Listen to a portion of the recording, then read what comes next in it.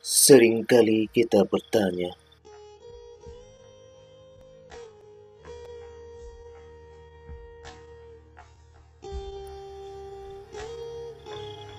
apa amal terbaik kita?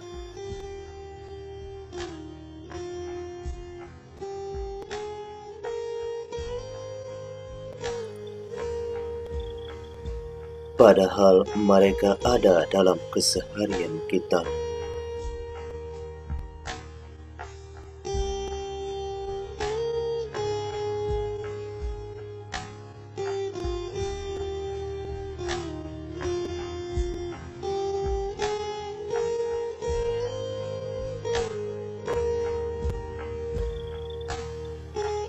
Mari berbuat baik untuk sesama, tetap bermanfaat dalam setiap kesempatan.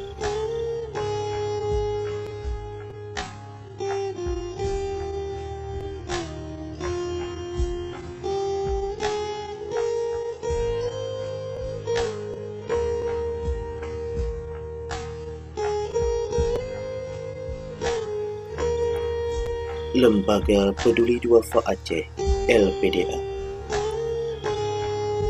Mari mengukir senyuman di wajah duafa Aceh.